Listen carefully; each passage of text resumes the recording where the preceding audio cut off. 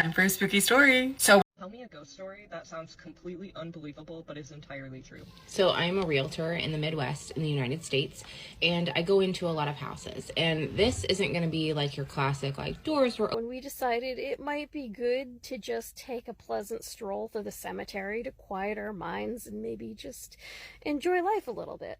So we had chosen... Do something with it. It's just money coming to me easily. Money coming in and needing me. Money coming in repeatedly.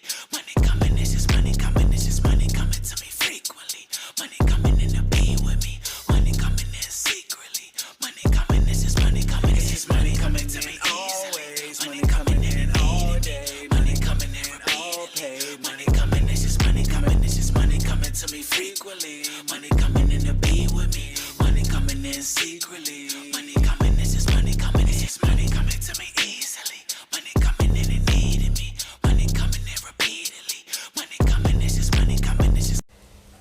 Hey guys, welcome back to All Things Jenny. I am Jenny and we are back with more scary story. And I told you guys I was going to bring more scary stories this year, more than other stories. So I hope you enjoy this one. Let me know your opinion in the comment section, and my opinion will be at the end of stairs to this 5-year-old daughter of hers standing in the hallway, looking dead ahead at nothing, saying, "Who is that man?" Obviously a little freaked out, her mom says, "What man?" So she proceeds to describe him. She says he's an older guy with brown coat, brown shoes, and a hat. So her mom goes and gets her dad, and they walk through the whole house trying to find an intruder, and they see nobody. And this is when it gets weird. So the next morning, the mom is talking to the neighbor who lives on the other side of the house in this duplex. And she starts to tell her what had happened the night before with her daughter, and how she had seen this man in the house. The neighbor's jaw drops, and she says, "Oh my God, my son Ryan, who is also a 5-year-old, woke me up at the exact same time saying, 'Mom, Grandpa's standing in the hallway.'"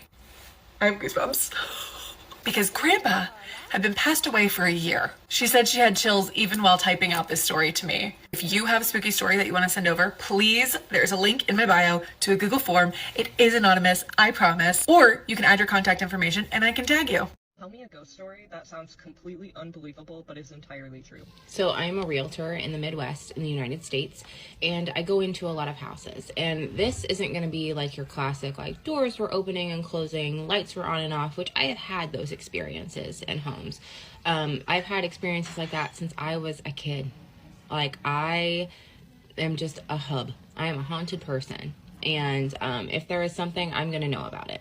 But this particular thing caught me off guard a little bit. So the year is 2020. We are, COVID pandemic is booming, and we're doing a lot of virtual showings. I'm getting a lot of requests from clients that are out of state, trying to move to our state, where the restrictions weren't as big here. So a lot of people were kind of moving state to state at the time. So I get a call from a client about this house that is a foreclosure. It sits on a little bit of acreage way out in the country. I'm talking 10 miles down a rural highway, and then another 10 minutes or so down in gravel before you reach this home. So this client calls, says, "Hey, I'm interested in this house, 5 bedrooms, multiple bathrooms. It's in our price range. It's actually way below our price range. Can you do a video showing for us?" So I say, "Absolutely, I can. I'd be happy to." So I make the appointment. That day, I leave the office. I am driving out in the middle of nowhere. I get on the gravel road. I start recording as I drive up to the house. And when I pull up, I'm just like, wow, this is so beautiful. This place is gorgeous. I walk them all around the outside. And as I'm doing this showing, I'm really excited for this client. Obviously, I want them to get it, but I'm also kind of envisioning myself here. So I am taking them through the home. There's several smaller bedrooms, but the master suite is gigantic. The basement is like fully finished, and there's, room for like a playroom down there for my kids, and a workout room, and an office at home for me, and a workshop room for my husband in the basement. And there's plenty of room for us to build him a shop and to have a chicken coop. And so I go through, and I am doing this showing, putting my 100% into this video showing for this client. All the while, in the back of my mind, I'm also picturing myself here.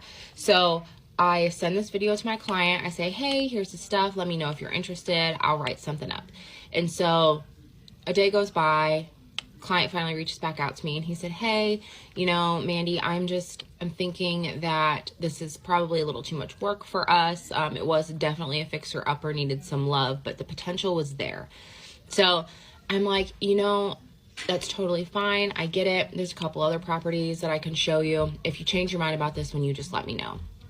So I immediately, you know, over the course of the next couple of days, I'm thinking about this house. I'm envisioning us there. My husband and I had been talking about moving ourselves because we were outgrowing the house we were in. We had just had a baby. We needed more space and interest rates were low. So my husband gets off work early one day, and this was probably about 3 days after the initial showing. And I had been doing nothing but thinking about this house. I dreamt about it. I thought about it at work. I pulled it up on my computer every chance I got.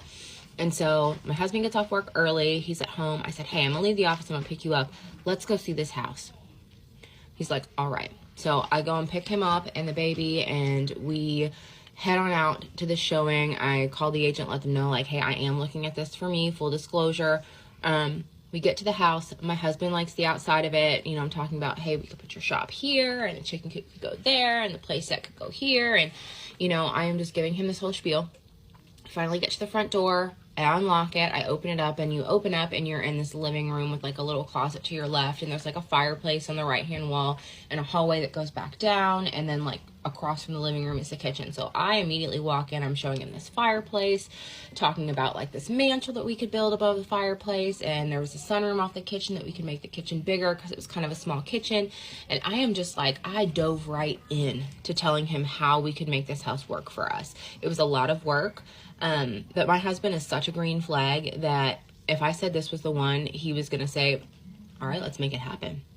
So I am doing my best to sell him on this place. I don't know if I have ever like sold a home so hard, or like tried to sell a home so hard to somebody. And I'm doing this to my own husband. I'm in the middle of my spiel and he goes, babe, stop. And so I stop and I look at him, I'm like, what? And he said, look at me. And I looked at him in the eyes and he said, you're telling me you don't feel that? My husband, who doesn't really have like a spiritual bone in that way in his body, said, you don't feel that?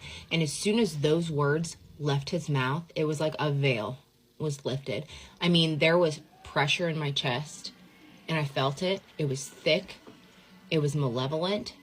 It was tangible in that home. Whatever was in there had gotten inside my head so hard and masqueraded itself as like my dream home. And the second that he said that, I got full body chills. I mean, like I said, the air was thick, the pressure on my chest. I looked down the hallway and my heart fell into my butt, because I knew that at the end of that hallway in that master bedroom, there was something that was not good. And so I picked up my baby's pumpkin seat off the living room floor. I walked out of that house as fast as I could. We locked the door. And we took off out of there. But if it had not been for my husband waking me up that day, I don't know what this video would look like. I don't know what resides in that home or what that was. But ever since then, the house was bought and flipped, and it sold, and then it sold again. So since then, it has been purchased and sold 2 or 3 times now. And now every time I go into a showing, I am a Christian, so I will pray for protection, and I set my intentions before I walk in there. And it has done really well so far. But if you're a realtor out there and you are a spooky girl on any level, like, protect yourself, because I don't know what that was, and to this day, it terrifies me. It terrifies me to think what that could have been. And like I said, I was having dreams about this place, about me walking into this place and like living in this place, and just like I was seeing myself there. And even for like a week or 2 after that, I was still thinking about and dreaming about this home. So y'all be careful out there. And if you want to hear any of my other stories, let me know. I got a handful of them. Tell me a story about a time that you know that you saw something, but you don't ever tell this story. A number of years ago, I had this friend whose life was completely falling apart in the most devastating and traumatic ways possible. It was like watching dominoes topple as she lost one thing after another after another. And obviously, this left her a shell of a person. She was just a hot mess. So I was over there with another one of her friends, kind of trying to calm her down and rebalance her, when we decided it might be good to just take a pleasant stroll through the cemetery to quiet our minds and maybe just enjoy life a little bit. So we had chosen this cemetery we had all been to before numerous times, both together and on our own. It was a garden cemetery, so people picnic there, people bring their dogs there, people just walk through there because it's gorgeous, and that's why we went there. We went there to see the sad lion, who has this droopy face and these adorable crossed paws, and he just evokes such grief and sadness that you just feel drawn to this monument. We all went to see this particular sculpture, and when we had seen it, we kind of got separated at some point afterwards, and I was walking alone through the same section of the cemetery that I had been to so many times before, when I happened to look up, and what I saw was this towering monument that I had never noticed before. It was probably 9 feet tall. I mean, it was enormous, and it was a marble woman, and she looked, for the most part, pretty typical of what you see in these cemeteries. I mean, she had that beautiful face, but there was something about her that was extremely distressing, and it was her pose. Because instead of being in this, posture of mourning or solitude, she was distressed. Her arm was up in the air. She was looking up, and it seemed as if she was screaming. And I'm like, I immediately felt like, oh, why? Why would you put something like that up in memory of someone? That doesn't evoke grief, that evokes fear. And just as I was thinking that and just feeling very turbulent, my 2 friends came along to see what I was up to. And they looked up and they were like, oh, that is awful. And they said to me, what is it? And I said, I think it's a lost soul. Because it did. It looked like somebody who was about to be sucked into hell. It did not look peaceful at all. And everybody just kind of went, ugh. None of us wanted to look at it for very long because it was that bad. And I really, really kick myself now for not looking to see what the name on the stone was, because none of us thought there was anything unusual about this stone other than the fact that it was not typical. But later, I had gone back to the cemetery to see if I could find this stone, and it's not there. There's nothing there. Nothing at all. It's just a blank plot of grass. It doesn't look like there was ever anything there. It's not even someone else's plot. It's just blank. So I thought, well, maybe I got the location wrong. So I asked her to go back and check to see if she could find it. She couldn't. I went back with her. We both couldn't find it, although we both went to the same part of the section of the cemetery. And then we went back together with both friends and myself. Went to the same section of the cemetery again, did not find it. And then we wandered literally the rest of the cemetery to see if maybe we had just really wandered off track. We never found it again. This stone does not exist. It just never was there in the first place. Now, I have no idea if I saw a slip in reality. Did I see a glimpse of a parallel universe? Did I see a glitch in the Matrix? Was this some sort of message sent to one of us? I don't know. I have no idea. I'm very confused by the whole event, and I don't tell people about it because it makes me sound like I'm absolutely bonkers.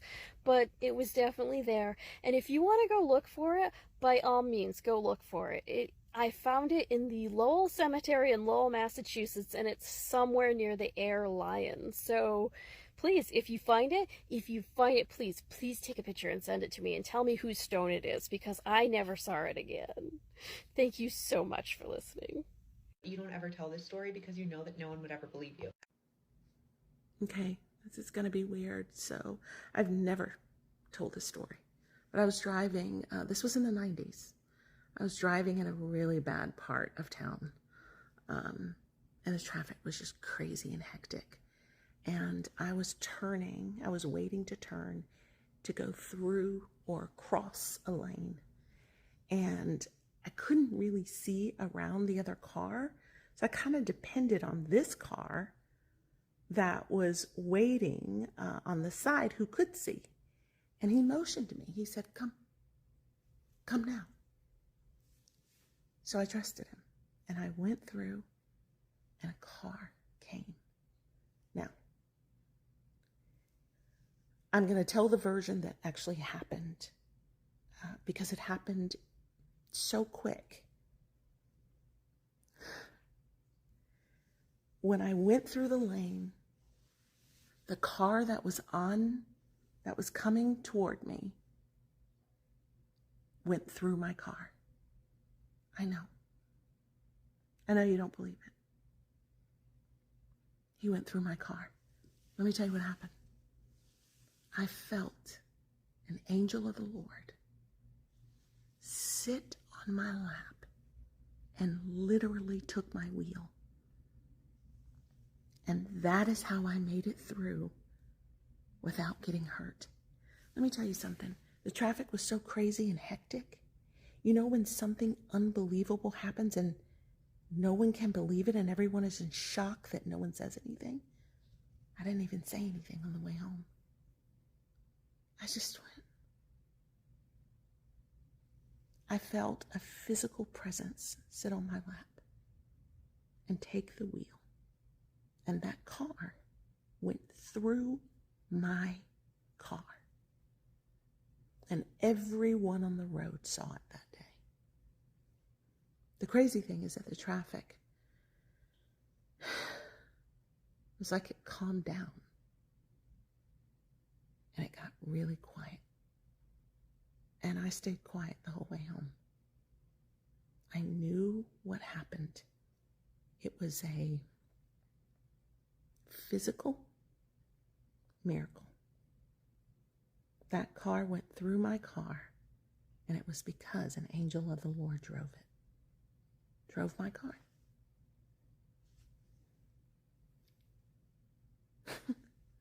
I've never even told the story. I don't even know how to tell it. The words have never come out of my mouth. But I experienced a miracle that day, and I know that the angel drove my car. That's why I'm still here. So anytime I hear, people saying that when it's your time to go, literally, I knew that there was a spiritual intervention on my behalf. Why? Because I still need to be here. I don't know. But if your heart is still thumping, it's because you have purpose and you're here for a reason. So, yeah.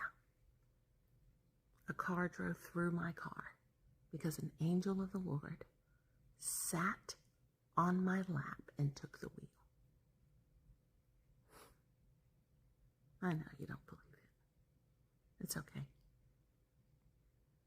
It quieted me the entire ride home. But no one would ever believe you. It was back when I was around 10 years old. I had just finished eating lunch with my sisters and my mom, and we were going to go outside and play. So I went upstairs to my room to get something that I wanted to bring with me outside. I sat down on my bed and changed my shoes. I came back downstairs to grab my sister to go. We were going to go to a friend's house. And the only person down at the bottom of the stairs was my mom, and she looked like she had been crying. And as soon as she saw me, she started screaming at me and telling me that how dare I just go run off? It's not like me. How could I do that to her and make her worry? You can't just go wherever you want and not tell anybody. How could you do that and miss dinner? And I said, what are you talking about? I've been upstairs and we literally just had lunch. And she's like, don't play games with me. And so she's upset. She says that my sisters have been looking all over for me. And I said, I was just upstairs and I've only been gone a minute. We just had lunch. Nobody believed me. I don't even believe me. Everybody came in. My sisters, they're all like, you missed dinner. I was gone apparently for 7 hours. Missing. They searched the house. They searched the neighborhood. My mom was calling for me. My sisters were looking for me for 7 hours. And nobody knew where I went, and they are upset that I wouldn't tell them what I did and where I went, but I didn't go anywhere. I didn't go anywhere. I went up to my room, I grabbed a thing, I changed my shoes, I came downstairs. I didn't go anywhere. I lost 7 hours of time.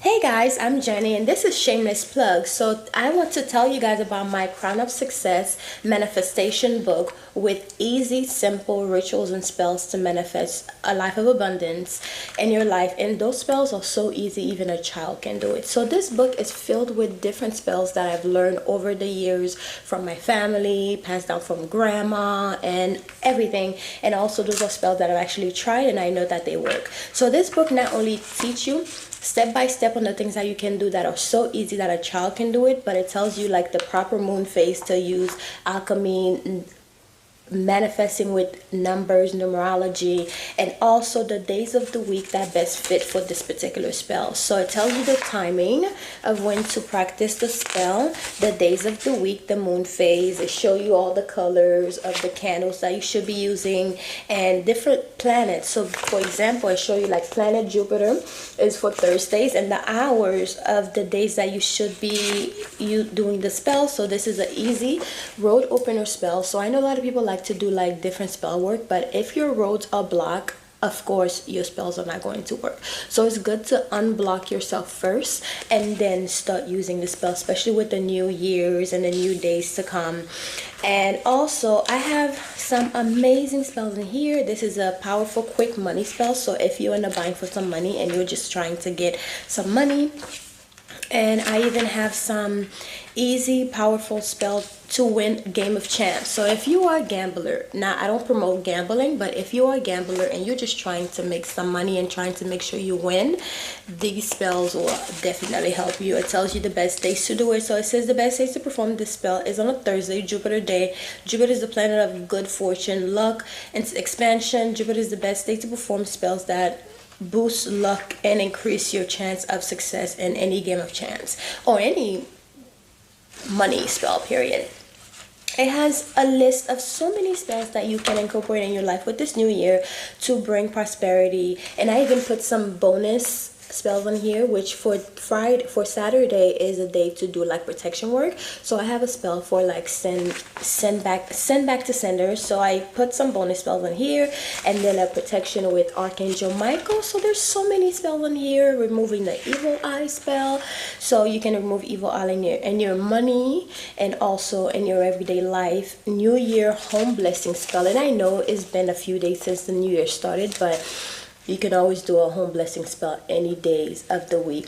As long as you need it, you could do it. So anyways, guys, this is my book. It's called Crown of Success by Jenny, and it's available on Amazon, the ebook and also the physical copying. So please grab a copy if you're interested in supporting this channel. This is a way to support the channel and to support me as well for putting out, content every day for you guys to enjoy. So I hope you guys enjoyed this book, and I hope you go and grab your copy, whether it's the ebook or the physical copy.